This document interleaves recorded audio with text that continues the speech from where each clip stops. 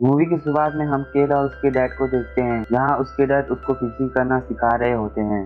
Fishing करके वो दोनों अपने घर जा रहे होते हैं, लेकिन तभी रास्ते में उनकी गाड़ी का एक्सीडेंट हो जाता है, जहां केल तो बच जाता है लेकिन उसके डैड की वहीं डेथ हो जाती है।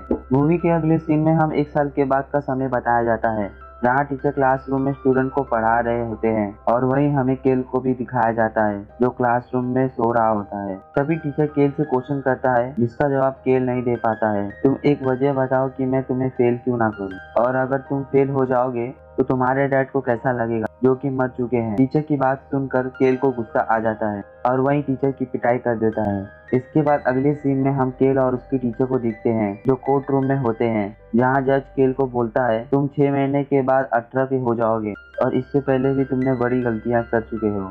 और जज उसे बोलता है कि अगर तुमने गंभीर अपराध किया होता तो तुम 1 साल सुधार गृह में रहते। अपने पिता को खोना इतना आसान नहीं है, इसलिए मैं तुम्हें सिर्फ 3 महीने घर में नजरबंद होने का सजा देता हूँ। और जज उसे अगली बार गलती ना करने को बोलता है। अगली सीन में हम केल के घर पर तो पुलिस वाले को देखते हैं, जो केल के पैर में एक इलेक्ट्रॉनिक डिवाइस लगाते हैं और ऑफिसर बोलती है, तुम घर से बाहर नहीं जा पाओगे, और केल को बताती है ये डिवाइस 100 फीट के दायरे में हो। और तभी केल की मॉम रेड लाइट के बारे में ऑफिसर से पूछती है, जहाँ ऑफिसर केल को बोलती है, अगर तुम घर से 100 फीट के दायरे से बाहर जाते हो और 10 सेकंड में नहीं आ पाए तो ये डिवाइस पुलिस स्टेशन में सीधा खबर करेगी और पुलिस तुम्हारे घर पर आ जाएगी। इसके बाद अगले सीन में केल एक्सबॉक्स गेम खेल रहा होता है कि तभी उसका गेम डिस्कनेक्ट हो जाता है। इसके बाद केल टीवी देखने लगता है। इसी वक्त उसकी मॉम आ जाती है। केल अपनी मॉम को बोलता है, आपने मेरा एक्सबॉक्स बंद करवा दिया। और केल की मॉम बोलती है, और हाँ, आईटून भी बंद करवा दिया। मूवी के अगले सीन में केल अपने दोस्त के साथ बात कर रहा होता है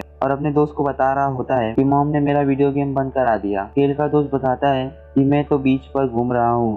केल अपने दोस्त से कुछ बोलने वाला होता है कि तभी कॉल कट हो जाता है, जिससे केल उदास हो जाता है। केल घर में अकेला बोर हो रहा होता है, क्योंकि उसके पास बात करने वाला कोई नहीं होता है, इसलिए वो घर के सारे काम करने लगता है। उधर केल काम करके सो रहा होता है कि तभी उसका कुछ आवाज आता है। ये आवाज उसके पड़ोस से आ रही होती है। केल देखता है उसके पड़ोस में रहने के लिए एक न्यू फैमिली आई है और वो एक लड़की को देखता है। केल को वो लड़की अच्छी लगती है। तभी उसके घर का बेल बजता है। केल के दरवाजे के सामने कोई चीज जल रही होती है। केल उसको अपने पैर से बुझाने की कोशिश करता है, जिससे उसका पैर कीचड़ से गंदा हो जाता है।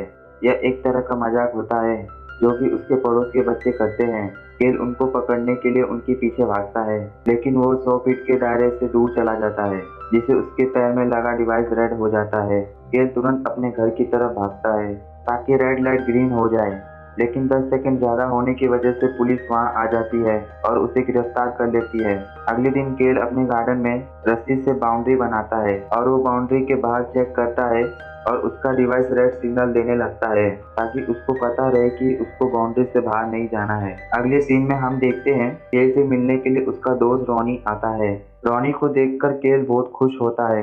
रॉनी केल को कुछ दिखा रहा होता है, पर केल बोलता है, नहीं, मैं तुमको कुछ दिखाता हूँ। केल उसको अपने आसपास रह रहे लोगों के बारे में बताता है कि कौन किस वक्त कहाँ कहाँ जाता है और क्या क्या करता है और किस किस का रिलेशनशिप दूसरों से चल रहा है। केल रॉनी को अपने दूसरी खिड़की पर लाता है और उसको स्विमिंग कर रही लड़की को दिखाता है, और रॉनी केल को उससे दोस्ती करने के लिए बोलता है। अगले दिन जब केल लेटर बॉक्स में से लेटर निकालने की कोशिश कर रहा होता है, तभी केल को वो लड़की दिखती है। केल ऐसा दिखाने की कोशिश करता है कि उसका हाथ लेटर बॉक्स तक नहीं पहुंच रहा है। तभी वो लड़की केल के पास आकर उसकी मदद करती है।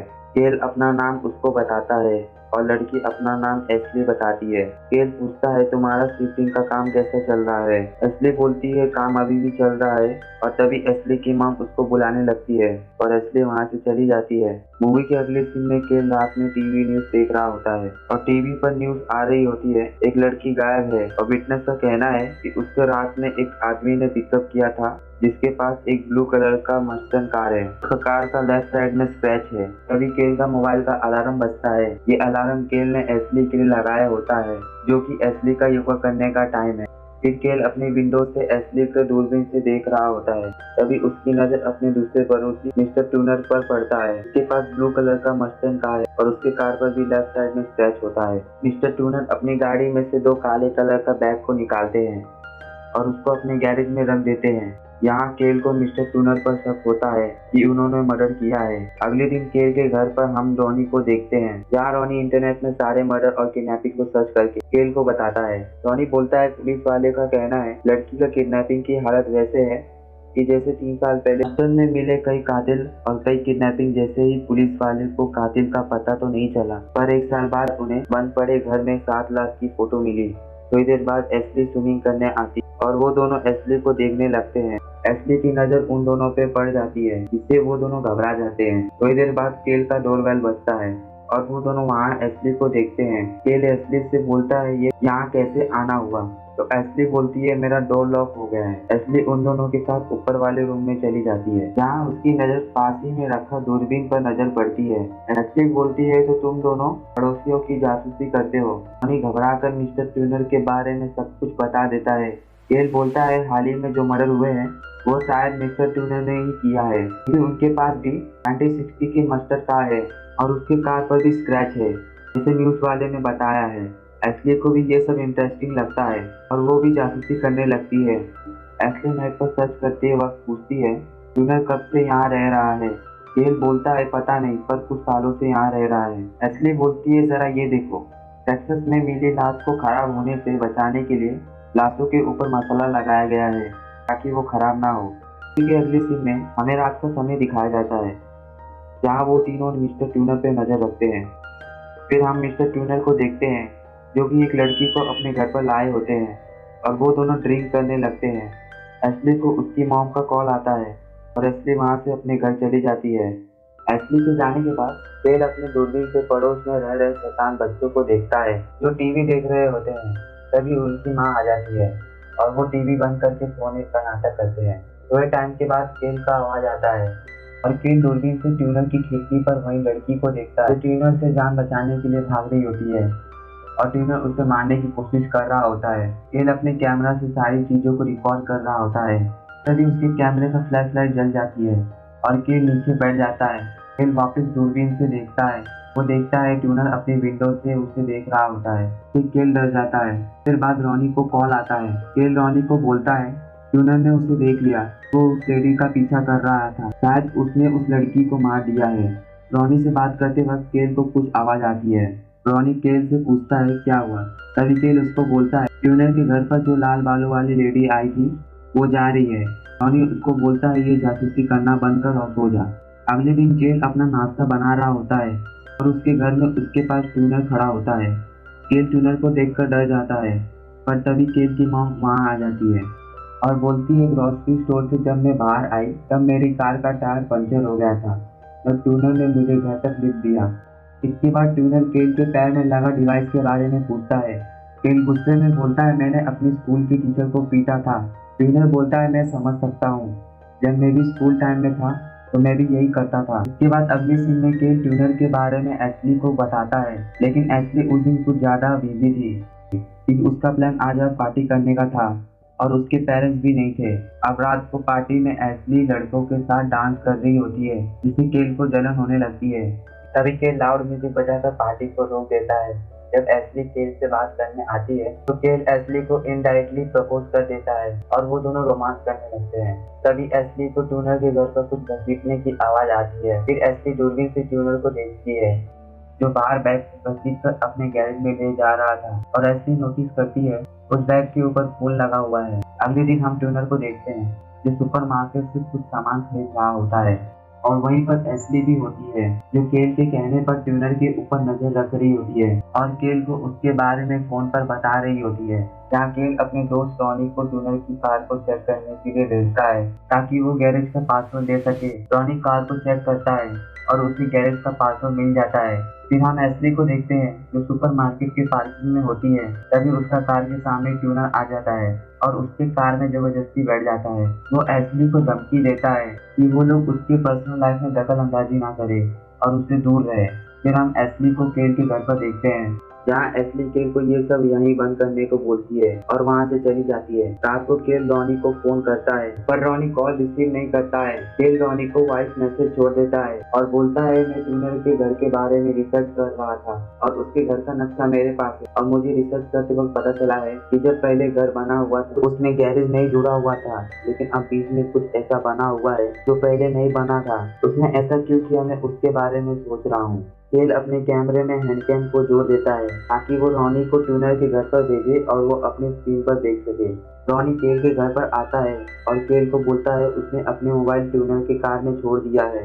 केल रॉनी को बोलता है हम तेरा फोन वापस लाएंगे। केल रॉनी को कैमरे के साथ ट्यूनर के घर पर भेज देता है। वो दूरबीन से नजर रखता है ताकि कोई आ ना जाए। रॉनी गैरेज का दरवाजा खोलकर अंदर चला जाता है। कार में अपना मोबाइल को खोजने लगता है। रॉनी को अपना मोबाइल मिल जाता है। अब केल रॉनी को खून लगा हुआ बैग को खोजने बोलता है। रॉनी बैग को खोजने लगता है और तभी रॉनी बोलता है गैरेज में और भी कोई है और वो चिल्लाने लगता है। केल अपने दोस्त को मुसीबत में देखकर घबरा जाता है और वो अपने दोस्त को बचाने के लिए ट्यूनर के घर की तरफ भागता है। केल को ट्यूनर का घर का दरवाजा खुला दिखता है। तभी वहाँ पुलिस आ जाती है। केल के डिवाइस के कारण केल उनको समझाने की कोशिश करता है लेकिन पुलिस वाले उसकी बात नहीं सुनते हैं और उसको हाथों में हथकड़ी लगा देते हैं। केल पुलिस वाले को बोलता है उसका दोस्त मुसीबत में है और मैं उसको बचाने के लिए आया हूँ।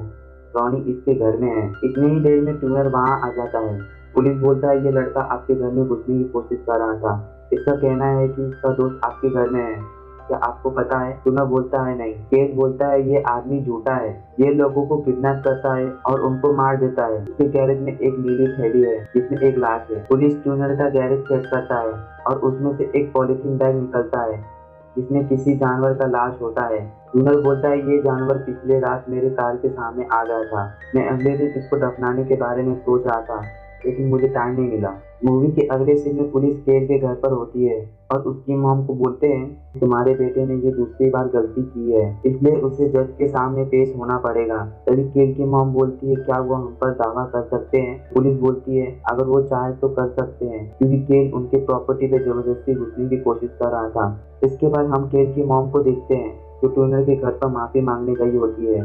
दूसरी तरफ हम केल को देखते हैं जो अपनी दूरबीन से नजर रखता है क्योंकि उसे डर है कि कहीं ट्यूनर उसकी मॉम को मार ना दे।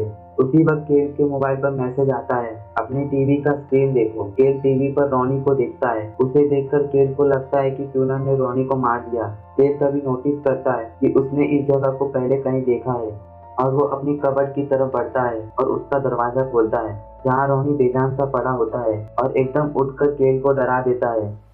केल रॉनी को बोलता है ये सब तुमको मजाक लगता है, मैं तुम्हारे लिए कितना परेशान हूँ। मुझे लगा ट्यूनर ने तुम्हें मार दिया। तभी रॉनी केल को मजाक करने के लिए सॉरी बोलता है और उसको रिकॉर्ड वीडियो दिखाने को बोलता है। रॉनी वहाँ से टॉयलेट करने चला जाता है। केल वीडियो को देखता है जहाँ उसे एक कॉर्नर में एक खिड़की दिखता है और केल उस वीडियो फुटेज को जूम करके देखता है जहाँ उसे एक लड़की का लाश दिखता है। इसके बाद हम ट्यूनर और केल की मॉम को देखते हैं। केल की मॉम ट्यूनर के घर से जा रही होती है। तभी ट्यूनर उसका सर दरवाजे पर मारकर उसको कैद कर लेता है। यहाँ केल रॉनी को आवाज लगाता है। रॉनी उसकी बातों को इग्नोर करता है लेकिन तभी ट्यूनर रॉनी के पीछे से आकर उसको बेड से अटैक कर देता है और केल की तरफ बढ़ता है जहाँ केल अपने बचाव में ट्यूनर पर अटैक कर देता है और अपने घर के बाहर लगाया हुआ बाउंड्री की तरफ भागता है ताकि उसके पैर में लगा डिवाइस पुलिस को सिग्नल दे सके ताकि पुलिस उसके घर पर आ जाए। लेकिन इससे पहले केल बाउंड्री के बाहर जा पाता ट्यूनर उसको पकड़ लेता है, मारकर बेहोश कर देता है और उसको घर के अंदर लाता है। ट्यूनर केल को बोलता है फिर मैं मारना नहीं चाहता था लेकिन तुम्हें मेरे बारे में सब कुछ पता चल गया था, तो तुम्हें मारना ही होगा। ट्यूनर केल को अपने प्लान बताता है जैसे तुमने पहले अपने दोस्त को मारा क्योंकि वो तुम्हारी गर्लफ्रेंड पर लाइन मारता था, फिर अपनी मॉम को मारा क्योंकि वो तुम्हें अपने पिता के मरने का कारण मानती है। ट्यूनर केल को मारने ही वाला होता है तभी एशली की आवाज आती है जिससे उसका ध्यान बढ़ जाता है। केल ट्यूनर को धक्का देकर एशली की तरफ भागता है लेकिन ट्यूनर उन दोनों पर हमला कर देता है लेकिन वो दोनों किसी तरह ट्यूनर को फर्स्ट फ्लोर से धक्का दे देते हैं। एक रूम में अपने आप को लॉक कर लेते हैं। ट्यूनर वहां आ जाता है, बाहर से दरवाजा तोड़ने लगता है इससे पहले वो अंदर आ पाए, दोनों स्विमिंग पूल में कूद जाते हैं। उसके पैर में लगा डिवाइस रेड सिग्नल देने लगता है। डिवाइस के कारण पुलिस को एक मैसेज पहुंचता है। पुलिस केल के घर के लिए निकल जाती है। केल अपनी मॉम को बचाने के लिए ट्यूनर के घर पर जाता है। उसे वहाँ छोटी सी खिड़की दिखता है। वह उस खिड़की में से देखने की कोशिश करता है। उसे ढेर सारी बॉडी को देखता है। उसे बेसमेंट में जाने का रास्ता भी मिल जाता है। केल के घर की तरफ पुलिस आ जाती है। वहाँ उन्हें ट्यूनर के घर का कांच टूटा हुआ दिखता है। कांच टूटा देख पुलिस ट्यूनर के घर के अंदर आ जाती है। वहीं ट्यूनर छुपा होता है।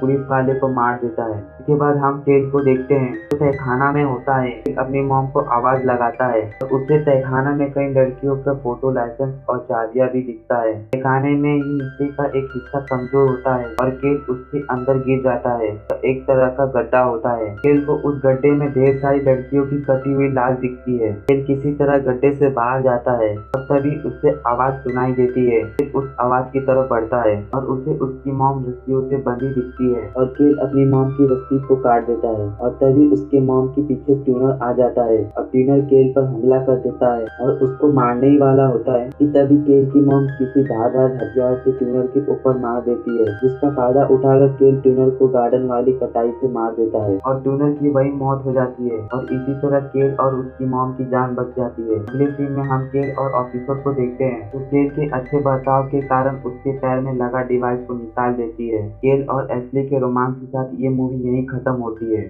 आपको मूवी कैसी लगी कमेंट करके जरूर बताएं और हम मिलते हैं अगले वीडियो में।